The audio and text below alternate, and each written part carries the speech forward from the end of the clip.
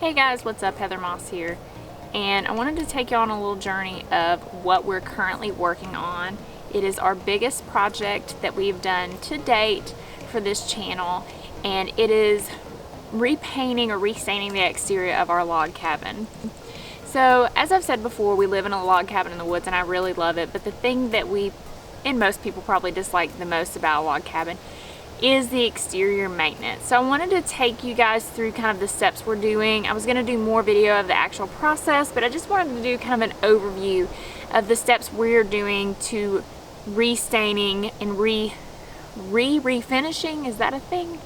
The exterior of our log cabin for a couple of reasons. First of all, maybe you're thinking about buying a log home and you're not really sure how much work is actually involved in the maintenance of the exterior. It is quite a bit. So I was hoping maybe if I could take you through these steps, you kind of see what you're getting into.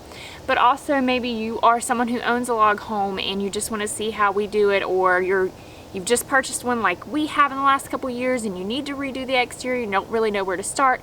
And so maybe this kind of overview will help you to understand what you need to get done, kind of what's involved and what you're really getting yourself into. So broadly, the way that this kind of works, when we moved into this home, the homeowners before us were nice enough to leave us a kind of manual of what they'd used on the house and the things that they had done. And that was very helpful to us. They also left us a couple cans in the basement of paint and stain that they had used throughout areas in the home. One of those was a product called Ultraline 7, and as we did some research online about how to refinish our log home, we came across several good references for a company called Chink. That's Permachink, and I'll link it in the description below. Chink specializes in the finishing and refinishing and maintenance of the exterior of log homes. And one of the things that we really enjoyed was when we went online and found that they will actually let you set up kind of a phone consultation with them where they'll call you, you can share some pictures, and they'll kind of troubleshoot with you exactly what you need to do, what products you need, what they suggest. It was super helpful, so we did do that, and the information they had was super helpful. So the basic process that you go through here is you first start by getting a product called Log Wash. You mix that in a ratio of 2 cups per gallon into a garden sprayer. Mist the exterior, kind of getting it wet like you wet your hair before you use shampoo. Spray on the product, allow it to sit for 10 minutes, and then you want to wash it off. You want to do that on the entire exterior of the home before you get started staining.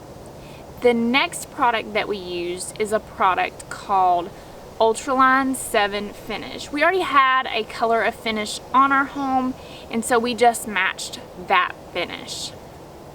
So we went through and stained it. Now online they have a video of staining it with, you spray it on and then you wipe it, back brush it, so that you don't have lap marks and basically sprayer marks in your stain.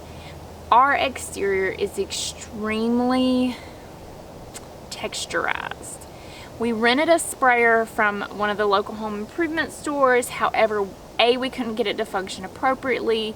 B, the level of texturization on the exterior would have meant that back brushing would have just been an extremely long process to try to get that even.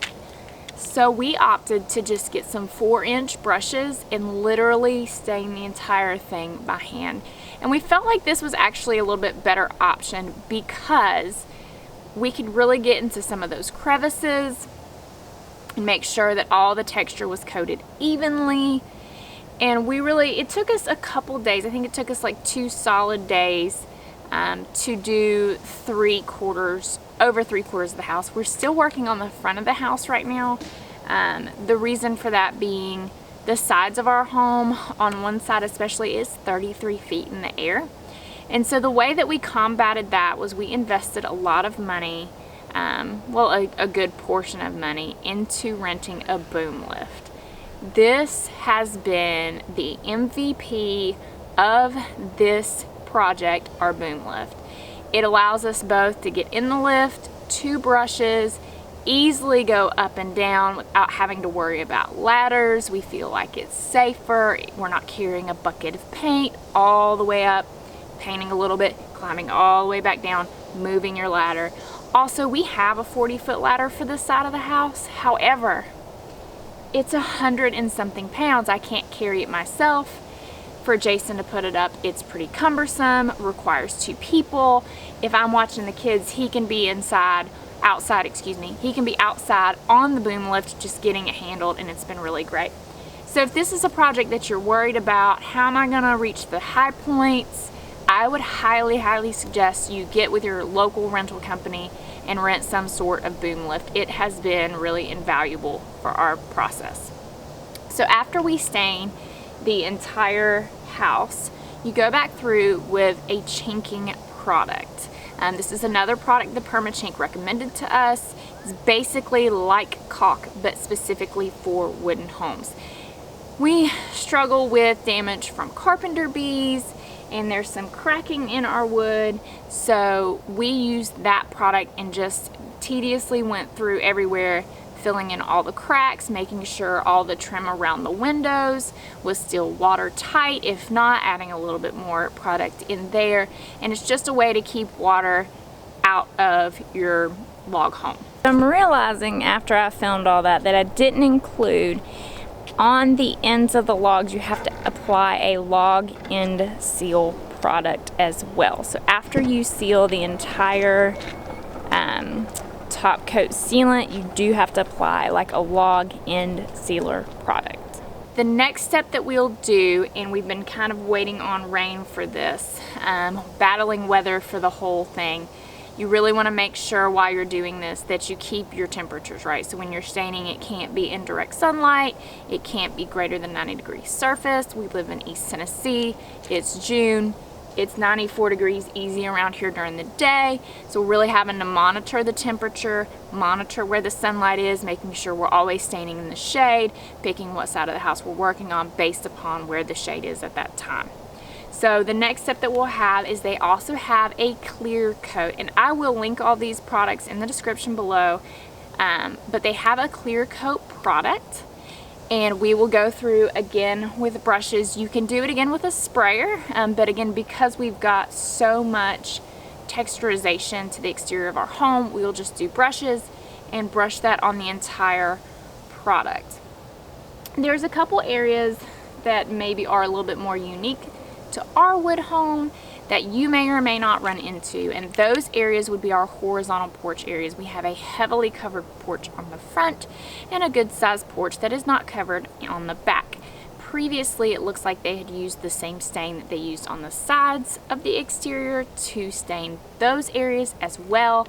Unfortunately, that is not, during our consultation with the PermaChink, we discovered that is not the most effective way to preserve that wood and to keep rot out.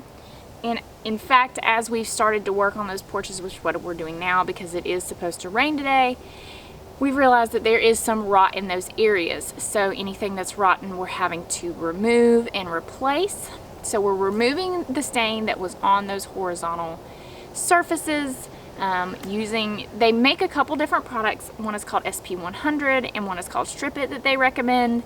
However, the way that you use those is you wipe them on, let them sit for a period of time, and use a pressure washer to get them back off. However, we find that actually just pressure washing the porch is going to get those products off more effectively and without chemicals. So what we've done is pressure wash the entire front porch. We'll pressure wash the entire back porch as well. We'll need to go back through with some kind of sander to make sure that the pressure washing hasn't left any splinters leaving up, make sure the surface. So we'll use some kind of sandpaper or sanding tool to sand it down, make sure it's even. And then we will finish it with a different product. I believe it's called Deck Over or Deck Defense. And we'll apply that to the porch instead because it's a little bit more hardy and will protect that horizontal surface more appropriately for if water was to, say, pool on it or when rain comes directly on it.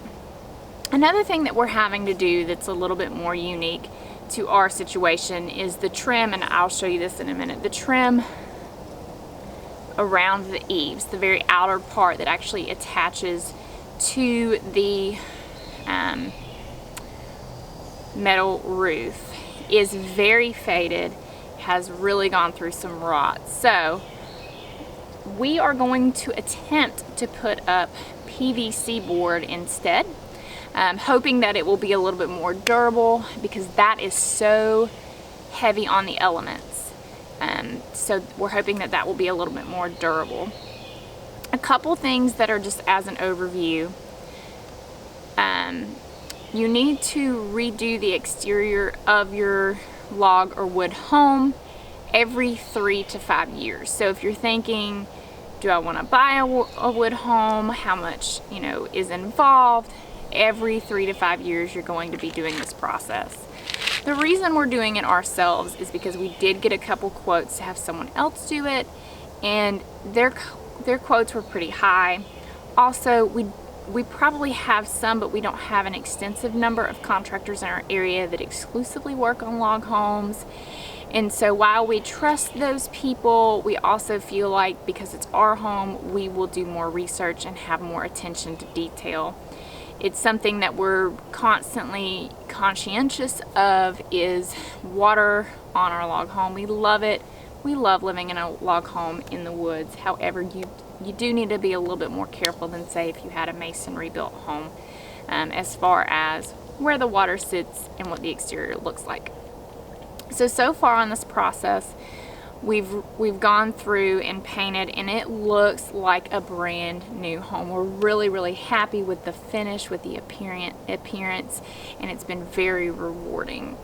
So if you have any questions about this process, please comment below. If you've had similar experience, or if you've used the PermaChink products before, comment below and let us know.